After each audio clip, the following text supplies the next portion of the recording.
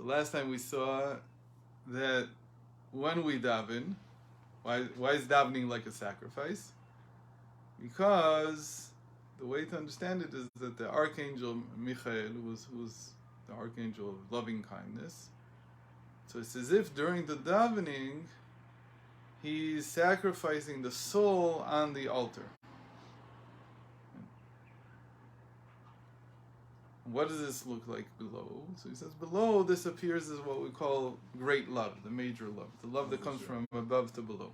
It's always also associated with Aaron, as we saw in many Maimarim in the past. So basically what he's saying is that we feel the burning inside, the yearning, the longing, that's actually like our soul being put on the altar. So if you come to a state when you're praying that suddenly you feel a tremendous longing for Hashem, you know that is the manifestation of the soul, as it were, being consumed or filled with fire.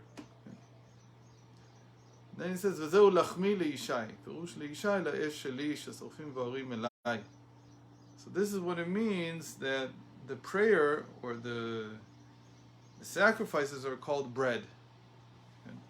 Bread for fire. So the bread he'll say in a moment, but the first he deals with the fire. Bread for my fire. My fire. What's my fire? What is he talking about? What's Hashem's fire? I forgot to bring my water. So what is Hashem's fire? What is he talking about? Hashem has fire. He says, Nahainu asrafim. Those are the angels that are called seraphim. They're considered Hashem's fire. What do? אש בוערה בליבם תמיד, בתשוקה גדולה ונפלאה ובאהבה עזה כרשפי אש, להיבטל ולהיכלל באור אינסוף ברוך הוא. So they have a constant burning desire inside of them to be consumed and return to their state in the infinite. Who is this exactly? These are angels. Okay? So they're spiritual creations that, like fire, what they do is they set everything on fire. Anything that eats an angel like this, any spiritual being that consumes one of these angels, he's set on fire. And then what does he want to do? He longs to return back to the infinite, meaning to stop being a creature, to stop existing. Yeah. Is that good? That's what. First of all, that's what fire is. To understand what fire consumes. So when you want to understand fire spiritually, you have to ask, what does it mean to be consumed spiritually? To be consumed means that I don't want to be a creature anymore. I want to go back to the way I was in God.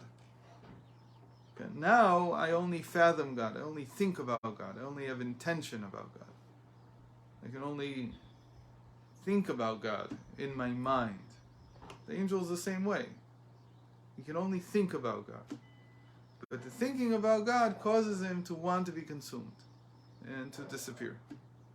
Is that a good thing? Not a bad, is fire a good thing and not a good thing? That's like asking, is fire a good thing or not? Right? So when you're a kid, they tell you don't set anything on fire. don't light matches and don't play with fire. Don't do. Set it when you grow older. You understand that. What do you mean? When you go camping or anything else and you need fire, so it's a very good thing. We need fire to keep warm. It's a good thing. So it depends. You can't say overwhelmingly it's this way or that way. That's its power. Its power is the power to consume. It depends what you use it for. So sometimes it's a very good thing. Sometimes it's not such a good thing. In any case, they are in the world of creation. And that's above formation and action, obviously. Why does he tell us this? Because he wants us to know that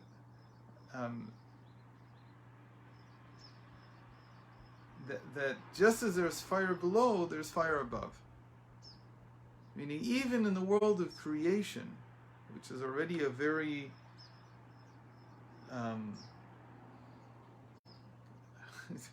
can't say created world. It's already something that has being. It already has a sense of being. Even there, the main creatures, the Seraphim, their sense of being is we want to be consumed. It's a very interesting idea. You have this whole world. They're separated from Hashem. What? They consider themselves to be separate. Not separate in the sense of having a separate consciousness, but they're separate in the sense that for them the divine is an idea. It's not the reality. It's not the reality that they're in. If they would be in the world of emanation, if there were angels in the world of emanation, so there they wouldn't be separate at all. They and their thought would be one thing. By the angels in the creation, it's apparently not that strong. I don't know the exact definitions though. There's all kinds of I have to read more certain books that deal with these questions of exactly what the difference is. Hashem created all these angels. What? Hashem created all these. What exactly do they do? Well, we talked about this we got from a few weeks ago, that this is why in the mind apparently thoughts are very fleeting. Very hard to hold on to a thought for a long time, because thought, again, is in the world of creation, and the angels there, the powers there, are constantly yearning to be consumed. So thought also, when it manifests in us, when we think, it also has this thing that it very quickly is consumed, it disappears. That's good for us. Again, is it good or not good? It makes room for new thoughts, but I don't know if that's good. But now they need a sacrifice. What do we mean? That they need to burn something. So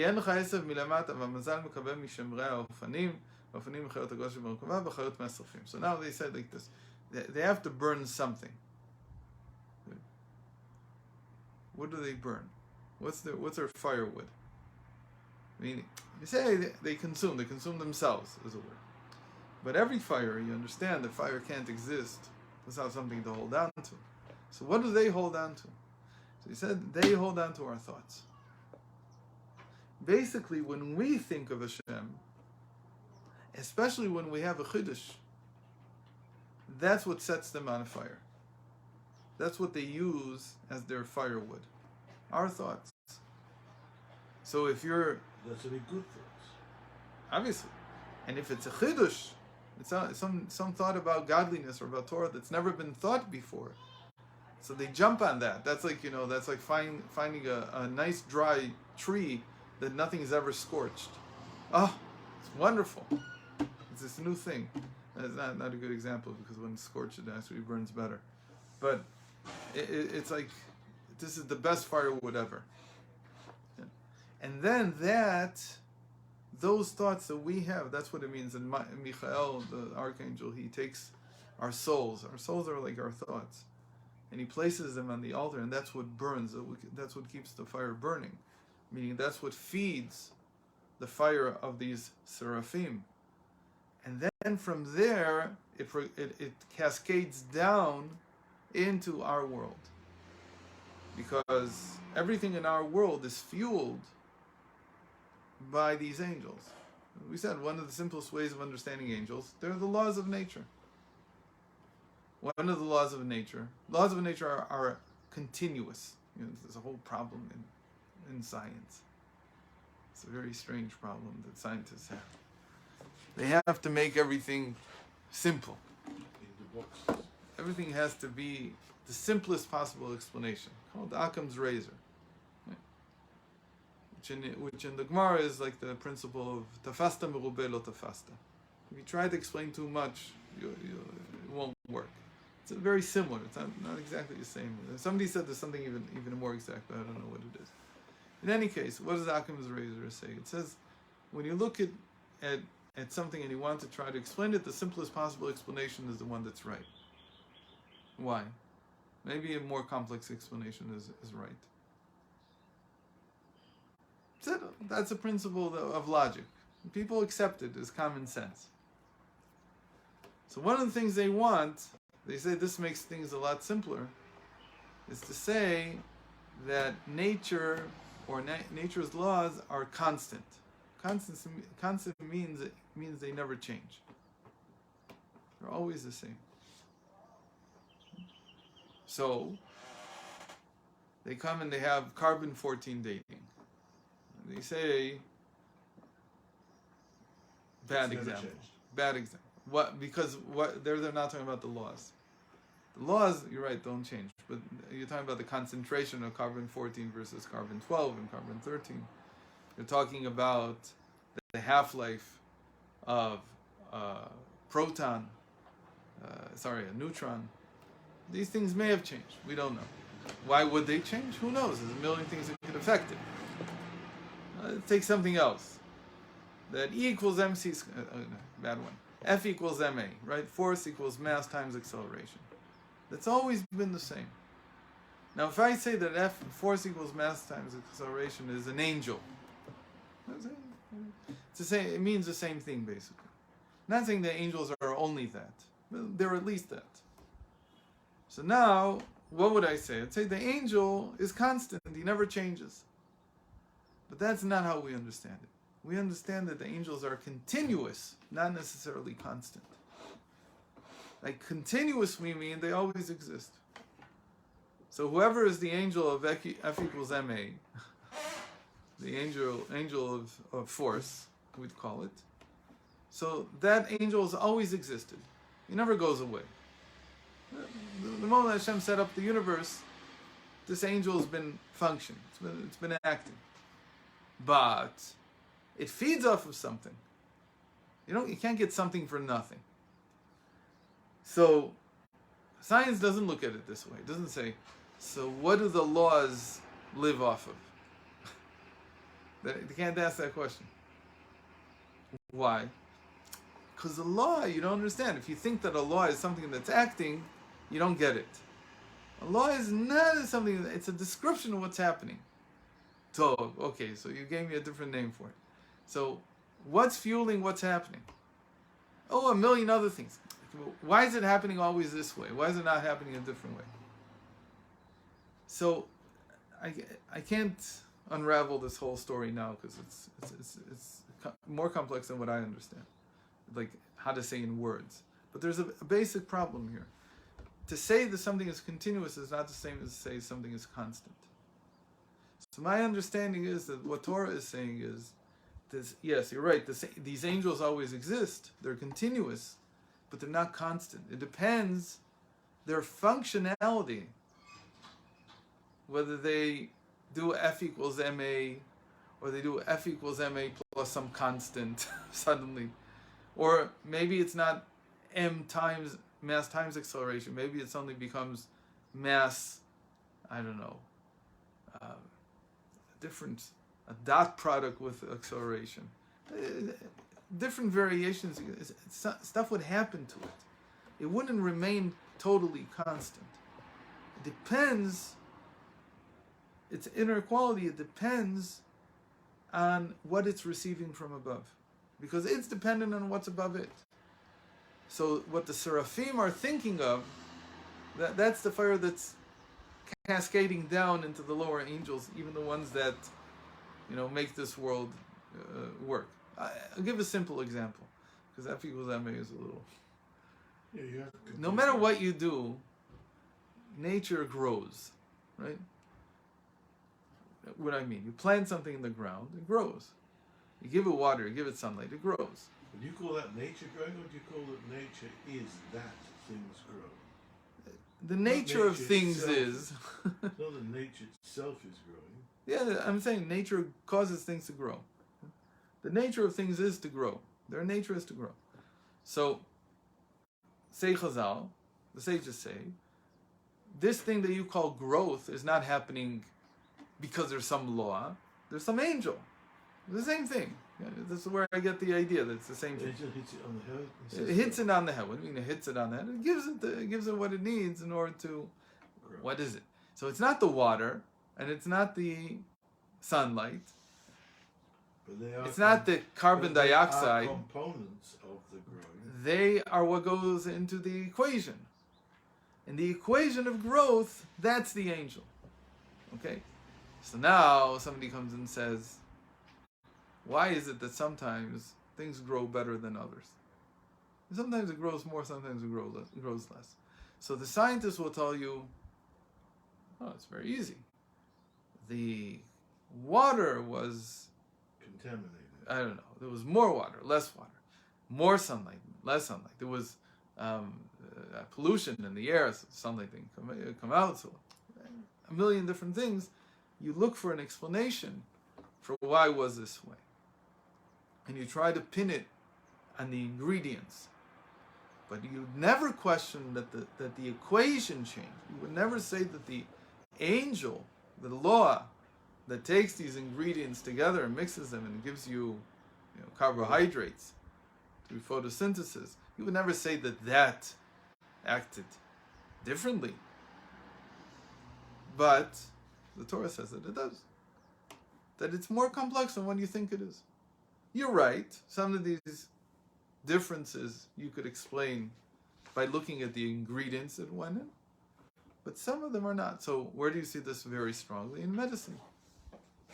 It says, what does it say? Why is it that there's no medicine in the world that works 100%? Why is it? There's no such thing. It doesn't exist. What? Where does it say that? What? That medicine knows. There's no medicine in the world that works 100%. There's no food in the world that works 100%. There's nothing like that. The body, so medicine says, it's because of the complexity. It's very complex. You can't figure it out just by. It's not a linear model. There's all these processes going. You can't really explain it. That's the issue. Okay? But we say it's not. We say it's all talui b'mazal. We say. What do you mean it's talui b'mazal? That for one person, this drug is going to do so and so. For one, the other person's not going to do the same thing. Why? Because the mechanisms by which the drugs function, they themselves are like the mechanisms by which plants grow. They're angels. A very easy answer in medicine. What? You have a very simple and easy answer in medicine. All depends on the DNA composition of the person. Right, so there you go with the ingredients again. It's the same thing as saying the water was contaminated. That's the easy way out. No, you come into the person now. You were talking about external environmental contaminations. No, so here, okay. The actual person himself. Fine, so he has a genetic makeup which metabolizes fast or slowly, or reacts or doesn't react to that particular ingredient. So it's part of the person. Mm-hmm. It's not the same as whether it's raining outside or not. But in the end, the fact that DNA causes the metabolism to be this way or that way, you understand it as a law. You don't understand it as depending on what you think. There are rules. If one knew them, one could work. Right. We just say the rules are very, very complex. We can't figure it out, and it's not worthwhile anyway. They have done it with certain types of meditation. Like what? Chemotherapy. But still, even when you try to make it exact, you still don't. Now certainly you don't even look for the same effect efficacy because you have different, right. You're giving each person something else, but I'm talking about even beyond that. Is it possible to really pinpoint exactly what needs to be given to each person individually exactly? Is there such a thing? So our understanding is it depends. Yes, you could do that. You could try to, to particularize the medicine as well as you can, and you should do that. But understand that there's other factors at work. What are the other factors? What you davened in the morning. As crazy as it is, that's what it is. Because this angel, he's living, his food is what your thoughts were when you were davening. This law, the way it's functioning within you, is not neutral. It needs something to work on. It needs something to live off of.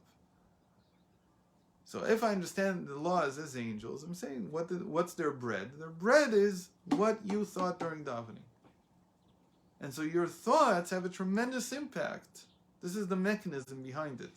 That it's not just thoughts in general.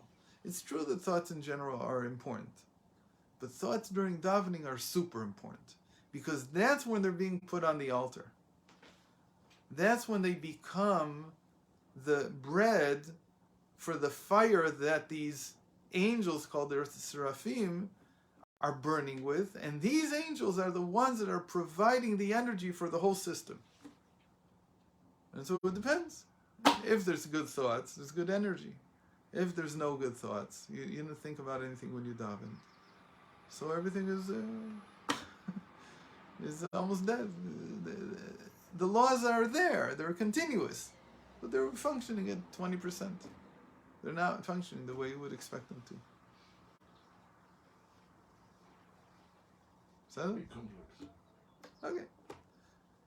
ולכן ועלות הקורבן למעלה עולה ונכלל לבחינת שרפים ונעשה להם בחינת לחם. So the korban, again, our thoughts during davening, they're the bread, and they go up to the srafim, and they burn them. כמו בחינת לחם המתעכל בימי האדם ונעסק בשר ודם האדם ממש, עד שנעשה לו מזון, ומוסיף לו כוח וחיות. So it becomes like bread that adds strength and life force in the person. In the same way, these thoughts are what become the strength and life force of the angelic world.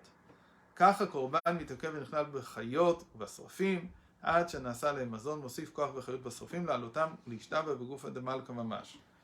Okay? And this acts on the angels, our thoughts act on the angels. They're the bread that the angels use, just as the bread that we consume when we eat. Okay. So now he has a different question. So this is the whole mechanism. Now we understand. So ostensibly we understand why is it that the prayers were instituted in place of the sacrifices which we can't bring anymore. It's the closest thing. It has all the same components. And what's being consumed is very important. What's being consumed? My thoughts. If I'm not having isbonenus, he's going to talk about this in chapter 3. In the next chapter, he's going to talk about this. But if I don't have thoughts, if I'm not thinking of anything while I'm davening, then it's like I'm not putting a korban on the altar. It's like I've done everything. I brought the kohanim, I brought the levim, I have the altar, I have the base of it, everything's there. Didn't bring the korban. And then bring the animal. So what are we going to do here? So we're a waste of our time. That's isbonenus. Isbonenus during davening is the animal that you bring to sacrifice. That's very important. So if you don't have this, what are you bringing? How do we know that this is this way? Because it says that when Rava had a question in the base of Midrash, he had a question that he couldn't answer. So that evening he ate the meat of a very, it says, fat ox. And then his mind opened, and he was able to answer the question. So what do we learn from this? That, and this is how the brain works, there's no question. Brain needs lipids in order to function. Right? Most of the oils, most of the fat in the mind, where in the body, where does it go? What's it meant for? I don't know where it goes. It probably goes because we eat too much. It goes around the stomach, and that's the second brain, right? But the main brain, that's the one that lives off of lipids. That's the one that lives off of fats. So if it's converted into thought. What's the process? I don't know what the process. I don't know if anybody knows. But that's how it works. So if you don't bring, what do you put on the altar? You put the fats of the sacrifice. These are the choice thoughts. So it's like thought is the fat. Okay? Thought to the brain is like fat to the animal. But now before he gets into analyzing how thought works and how this whole mechanism, he's going to get into a lot more detail about this mechanism. He explains why you would bring it, the sacrifice, why is it brought, the daily sacrifice, the daily communal sacrifice, why is it brought from sheep? Sheep, could be ox, no? No. Excuse me, could be... No. These have to be kvasim. העניין הוא שאם היות שהחיות של הנפש הבהמית יורד ונמשך מבחינת פני שור שבמרכבה שם הוא עולה. In general, I would have thought that the oxen, like you said by mistake, but it's right. I would have thought that oxen, being the king of the animals, of the domesticated beasts, the ones that we eat, its fat would be the best. So the how do we know this? Because how do we know that the ox is so important? Because in the chariot, it's an ox. It doesn't have a sheep there. The ox is the king of the livestock, just as the eagle is the king of the birds and the lion is the king of the animals. So I would have thought that it would be a show, an ox. Why did God choose that this would be brought from sheep? By the way, it's not that we don't bring oxen. On the holidays we do bring an ox. On Yom Kippur we bring more than one ox. So the oxen are brought. On Sukkos we bring 70 oxen. So the base sacrifice, base communal sacrifice is not the sheep. The base communal sacrifice is the ox. But the ox is like king. You can't bring the king in this case. Why, he says? Because sheep represent Rachman. They represent compassion. If we would have brought only the oxen, this would be a sacrifice that is based on judgment. Because the king is judgment, is the power of judgment. But no, Hashem wants this sacrifice, this daily communal sacrifice, to be from sheep in order to awaken compassion. Midato shel Yaakov. V'gam kev is another thing. Apart from being compassion, why is it compassion? Because again, the way it that awakens compassion. Its baying is what not baying is what a donkey does. It's how do you say it? A sheep maize, but I don't remember what it's called. The gamma kevis is the second thing. Yesh lo tzemer boro. It has wool. The ox doesn't. What's important about the wool? Shemimeno rova malbushim. They do what? Bleats. Yeah. That's where they got the word. No, whatever. And you, in addition, it's related to garments, because out of the wool you make garments. Why is the wool important? Why are garments important here? Why does he care about the garments suddenly? So I have compassion and garments that go together with sheep. They don't go together with oxen. Ulemala hine haor hu inyan harakia shememenu nimshachim b'chinat tzurufei otiyot shem b'chinat se'arot. So he says like this, that garments, whenever you say garments, there's a reference being made to elaborate speech. Not just regular speech, but elaborate speech. Garments are a form of expression. So when you talk about garments in the spiritual sense, they're a symbol for flourished speech. Very flowery, beautiful speech. The way you think about this is that usually we talk about letters being represented by stones, right? In Sefer Yetzirah it says that one stone builds one house, and two stones build two, and three build six, and so on, based on all the permutations that you could do from, or the different combinations that you could make from the stones. The same thing is true of garments, because garments and houses and homes have something in common. What's in common? That they both surround us. They both encircle us. Okay?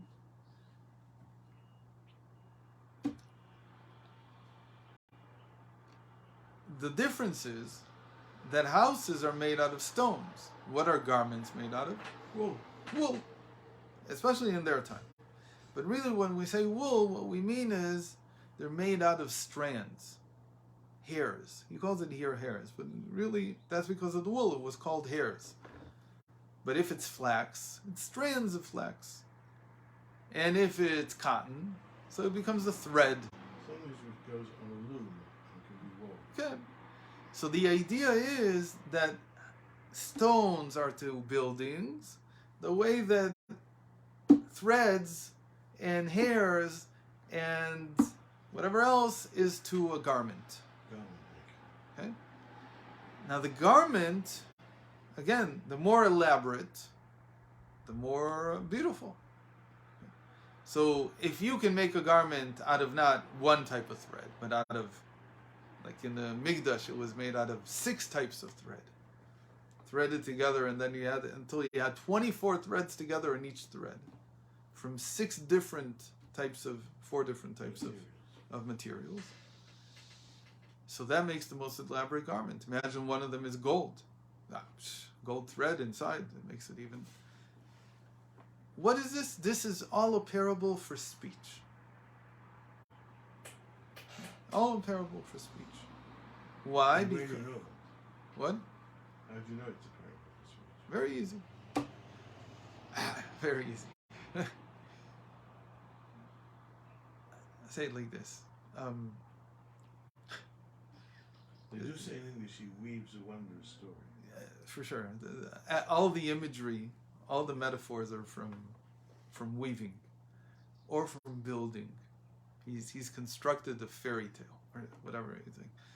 Those are the 2 main images that we use to describe communication, talking to people. But I'll say it like this. Think of somebody who's very articulate. Very articulate. Who always has the right word. Not like me when I teach. I have to search for words. I don't remember what they are. Even if I knew them once, I don't remember them anymore. But somebody that you listen to like a great orator, like Churchill. So Churchill was a genius in language. A genius. You know, he wrote, before he became prime minister, he wrote over 1 million words. Oh, yeah. Yeah, that means that he wrote at least 1,000 words a day. Does that make sense? No. No, I'm talking about when he was in government. I'm not talking about from when he was a reporter in World War I. I'm talking about just when he was in government before he became. He spoke 1 million words before he even became prime minister. I think that's the thing. And you read his speeches, they're works of art. So he prepared. He took a long time to prepare them, and this and that. So it wasn't that he was on the fly. But you go listen to Jordan Peterson. There's a guy, Jordan Peterson. He's one of the most famous thinkers today. Never heard of it. You're missing out on seeing how somebody expresses themselves. He's brilliant. And what makes his speech brilliant is not the ideas necessarily. They're good ideas. They're well thought out. He thinks them out very carefully. But what really stands out is his command of language. And that he's never at a loss for words. He's always saying exactly what he thinks. He's never thinking, how do you say, It's the opposite of Rav Steinsaltz, right? Rav Steinsaltz was because he didn't know English. He was a genius, but he didn't know English. But he also did that in Hebrew. Wasn't English. I think he did that not only because he was talking about more spiritual things that are harder to describe, but also because he wanted to give people time to catch up. But Jordan Peterson doesn't give you time to catch up. And he doesn't need to. Because he's so clear that even if you don't follow the entire argument, it's beautiful. It's still beautiful. You still get the beauty in it. And so you might want to later go and look at it and try to take it apart and figure out what was going on. What I'm saying is that weaving and constructing are, in the end, they're metaphors for what we say. Craftsmanship. It's a type of, you have to have pride in your craftsmanship. even here in articulate, that it comes from the word art. It's a form of art, maybe the most important form of art. Now comes the Arizal and tells us not the Arizal. Before that, they already saw this beautiful, beautiful gematria, very simple gematria, but one of the it's the only it's second place to a teva equals elokim, and a teva equals elokim is one of the most telling numerical equivalencies out there. I think the second best one is chashmal equals malbush. You could build your whole theory of life around this gematria. What does it mean? It means that chashmal, whatever this word means, it's most misunderstood or most mysterious word in the entire Bible. It only appears 3 times. It's the modern Hebrew word for electricity. But in Kabbalah, it's very clear. It's chashmal equals malbush. They both equals 378. Malbush means a garment. So chashmal is a garment. What's chashmal? So we know from the sages. We know what a chashmal is. Chashmal is a type of angel. And why is it called a chashmal? Because chayot ish. They are beings of fire. Remember, the fire came from our thoughts. The fire is the srafim, but they're burning our thoughts, as it were. That's the bread. Itim chashot, itim emalelot. At times these angels are silent, at times they're speaking. So they're related to speech. When you speak, the moments of silence, instead of saying you should say nothing. You should be quiet. If you want to give people time to catch up, be silent for a moment. It's also very good. It's a very good rhetorical device when you use silence. In the Baal Shem Tov, it becomes that those moments of silence are the moments in which you're circumcising your ego. You're taking control of your ego so that what's talking is not you, but rather the idea, what you want to bring down from Hashem at that moment. So we have a nigun for bringing it. Right, nigun also. Summarized as stand up, speak up, and shut up. So this is a tremendously important mimer in explaining some of the most basic things about what's going on when we daven. So it depends how elaborate your thoughts, how elaborate your speech is going to be, how beautiful it's going to be. It says here, it depends on these angels, on what your thoughts are to begin with. But 99.999% of the world don't think when they don't. This is Wait, and we'll just finish with this. וזהו שאמרו רז"ל שהמלאך סנדלפון קושר כתרים לקונו מצירופי אותיות התפילה והדברים עתיקים ואין להעריך. And that's what it's meant when we say that Chanoch, or the name of his equivalent angel, which is Sandalfon, that's his name, Sandal, we just call him Sandal. He is constantly weaving, okay, he's kosher ktarim, he's weaving crowns from the letters of the prayers in order to place on Hashem's head, as it were. What are we saying? What is this image? This is a complex image already. It's saying there's an angel up there whose duty it is to take the pieces, the threads of thought. We also say that. We use you cut my train of thought. You cut my thread of thought. In Hebrew, we say thread of thought. In English, they say train of thought. I don't think they said train. I lost the thread of what I was saying. Okay. So he takes these threads, and his job is to weave them together into a garment, to make them into a crown, something that can be worn. But it's not just worn on the body. It crowns the king. So there's one angel for every person? We're saying that there's a law of nature. Hashem put into the world of law, right? Prayer is a law of nature. This is how it works. Again, in the same way that you want to study how do plants grow, and you want to study how galaxies are formed, if you think they're formed, and you want to study this and you want to study that. So if you want to study prayer as a power in the world, these are the laws that you have to begin to understand. There's something that even takes, because these angels burn quickly, the thread is usually short. Okay, no problem. We weave it into a longer thread. Then we turn it into a garment. That's how it works. None of the threads are infinitely long, right? None of the threads in this shirt are as long as a shirt. They're woven together, and it holds together. That's the thing that always amazes people. Why does it hold together? Why don't the threads fall apart? Well, they do. And if you pull it hard enough, you'll see that it tears. But it has some strength to it. So this is a very complex image. This image, but it's an image of a law. It's one of the laws of prayer. That even though you have fragments of thought, there's part of the law of prayer is that they're combined into a thread. And they're combined into a garment. Okay. So he says that's why he chose the sheep. Because the sheep symbolizes the threads. The hairs on the sheep are like the fragments of thread, which later will become a garment, which means that they will become something that crowns Hashem. I'm going to need a 16-hour day. So, today, tomorrow, the day after.